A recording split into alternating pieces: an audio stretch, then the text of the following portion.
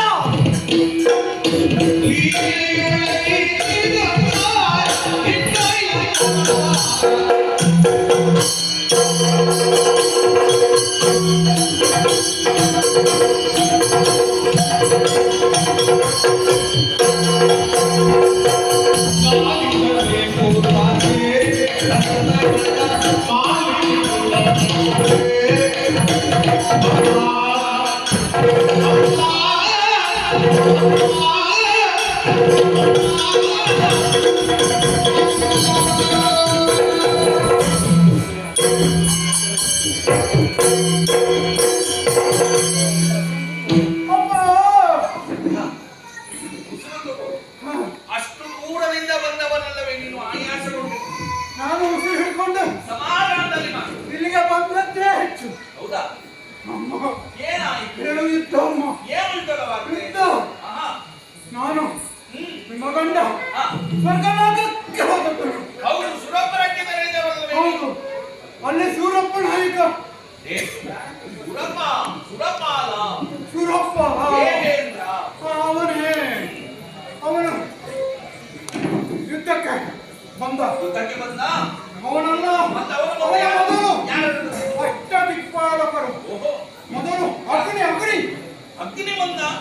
ಈಗ ಸುಯ್ಯ ಬಂದು ಬೆಂಕಿ ಉಂಡೆ ಕೊಯ್ಕ ಎಲ್ಲ ಭಸ್ಮ. ನಿಮ್ಮ ಯಜಮಾನ ಬಿಡ್ತಾರ? ಅಗ್ನಿ ಸೋತು ಹೋದ ಹಾಗಿದ್ರೆ ಅಗ್ನಿಗೆ ನಿಮ್ಮ ಯಜಮಾನ ನೀರಿನ ಬಾಣ ಬಿಟ್ಟು ಹೊರಡಾಡ್ತ ಅಗ್ನಿ ಚೊಯ್ಕ. ಅಗ್ನಿ ಸೋತ ಅಂತ ಆಯ್ತು. ಆಮೇಲೆ ವಾಯು ಬಂದ. ವಾಯು ಬರುವಾಗ ಎದುರಿಂದ ನಾನೇ ಸಿಕ್ಕಿದೆ. ಅದಕ್ಕೆ ನೋಡಿ ನನ್ನ ಹೊಟ್ಟೆ ಉಬ್ಬರಿಸಿ ಹೋಗಿದೆ ವಾಯು ಕೊಟ್ಟರೆ. ಮತ್ತೆ ಆಮೇಲೆ ವರುಣ, ಆಮೇಲೆ ಕುಂಬಾರ ಬಂದ. ಕುಂಬಾರ ಅವನಿಗೆ ಅಲ್ಲೇನು ಕೆಲಸ? ದುಡ್ಡಿನ ಅಧಿಪತಿ ಕುಂಬಾರ. ಅವನು ಬಂದ. ಅವನು ಚುಯ್ಕ. ಅವನು ಸೋತಮ್ಮ. ಇಂತಹ ಸಂಭ್ರಮದ ಸುದ್ದಿಯನ್ನು ಸಂಭ್ರಮಿಸುತ್ತಾ ಹೇಳಬೇಕು. ಹೌದು, ದೇವೇಂದ್ರ ಬಂದ. ದೇವೇಂದ್ರ ಬಂದು ಯುದ್ಧ ಮಾಡಿ ಸೋತು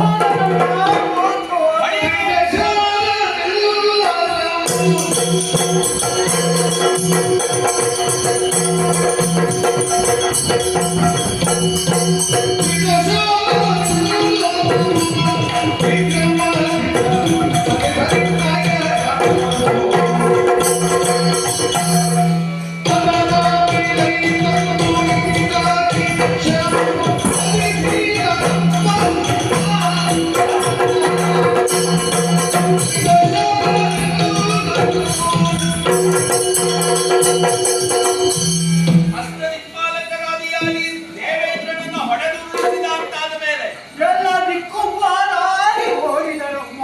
ದೇವ ಸಿಂಹಾಸನ ನಮ್ಮ ಪಾಲಾಯಿತು ಎನ್ನುವುದೇ ಅದರ ಅರ್ಥವಲ್ಲವೇ? ನಿಮ್ಮ ಯಜಮಾನರು ಸ್ಮಶಾನದಲ್ಲೇ ಹೋಗಿ ಕೂತ್ಕೊಂಡ್ರು.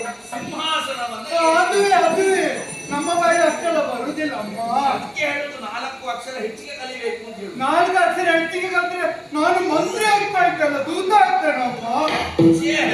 ಮತ್ತೆ ಆಮೇಲೆ ನಿಮ್ಮ ಯಜಮಾನರು ಎಲ್ಲಿ ಸಿಹಿ ಸೋಡಾ ಎಲ್ಲ ಬರ್ಲಿ ಬರ್ಲಿ ಬರ್ಲಿ ಅಂತ ಹೇಳಿದ್ರು. ಯಾರು? ಸಿಹಿ ಸೋಡಾ ಯಾರು? ಅಲ್ಲ, ತಪ್ಪಿತು ಷೋಡಶಿ ಅಲ್ಲ, ಅಕ್ಷರಾಂಗನೆಯರು, ಅಂಗನೆಯರು. ಷೋಡಶೆಯರು, ಅವರು ಈಗ ಹೇಳಿಕೊಂಡು ಬಂದಮ್ಮ. ದೇವಲೋಕದ ಅಕ್ಷರಾಂಗನೆಯರು. ಹೌದು, ಯಾರ್ಯಾರು? ಅವರೊಂದು ದಂಬೆ ಅಂತ. ಅವಳೇ ಅವರು ಎಲ್ಲಿಯಾದ್ರೂ ಈ ಹೆಸರು ಕೇಳಿಯಾದ್ರು ಅಲ್ಲಿಂದ ಓಡಿ ಬಂದು ಹೊಡೆದಾರ. ಹೌದು, ಅದಕ್ಕೆ ನಾನು ಬೇಗ ಬಂದದ್ದು. ಮತ್ತೊಂದು ಮೇಣದ ಬತ್ತಿ ಅಲ್ಲ, ಮತ್ತೆ ಅವಳೇ, ಮತ್ತೊಂದು ಊರ್ವಶಿ ಬರುವಾಗ ನಿಮ್ಮ ಗಂಡ ಊರ್ವಶಿ ಅಂತ ಹೇಳಿದ್ದು. ಈ ಅಕ್ಷರಾಂಗನೆಯ ಕನ್ನಡದಲ್ಲಿ ಇವ ಸರಿಯಾಗಿ ಕಂಡದ್ದು ಅವಳ ಒಬ್ಬಳನ್ನೇ ಅಂತ. ನೋಡುವಾಗಿತ್ತಮ್ಮ, ಅವಳ ಹೆಸರನ್ನು ಸರಿಯಾಗಿ ಉಚ್ಚರಿಸಿ ಅವ್ರು ನೋಡುವಾಗಿದ್ರೆ ನಮಗೆ ನೆನಪು ಬರ್ತದೆ. ಮತ್ತೆ ಅಂಬುಳಸು ಒಂದು ಹಾಗೆಲ್ಲ ಮತ್ತೆ ಅದುವೇ ಹಾಗೆಲ್ಲ ಬಂದರು, ಎಲ್ಲರೂ ಬಂದರು, ನೃತ್ಯ ಮಾಡಿದರು, ಗಾನ ವೈಭವ. ಹೌದಾ? ಹೌದು. ಏನಾದ್ರು ಉಂಟಾದ್ರು ನೋಡಿ ಹೌದು, ಯಾವ್ದಾದ್ರು ಅದು ಬಾಯಿದಾಳ ಅಂತ ನೆನಪಿರುದು. ಹೇಳು ನೋಡುವ. ತಕ್ಕತ್ತಗದಿವಿ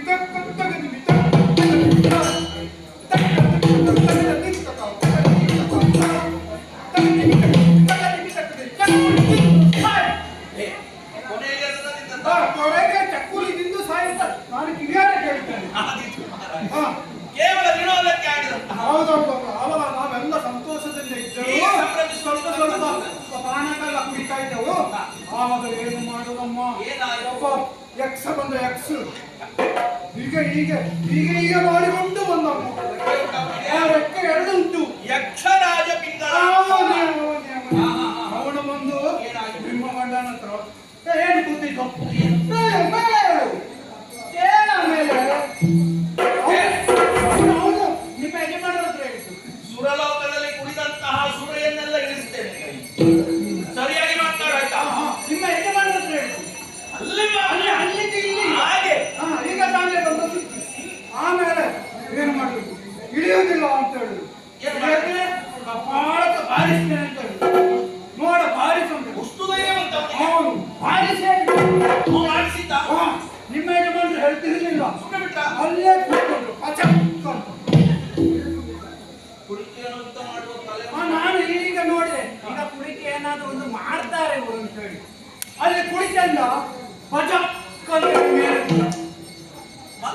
ಮಲಗಿತ್ತು. ನಾನು ತಿಳ್ಕೊಂಡೆ ಈಗ ಹೊಸ ಕ್ರಮದಲ್ಲಿ ನನಗೆ ಏನಾದ್ರು ಅಂತ ಮಾಡ್ತಾರ ಅಂತ ಹೇಳಿ. ಈಗೆಲ್ಲ ಕೆಲವೊಂದು ಬರುವಂತದ್ದು ರಾತ್ರಿಯ ಸಮಯದಲ್ಲಿ. ಈಗೆಲ್ಲ ಯುದ್ಧದ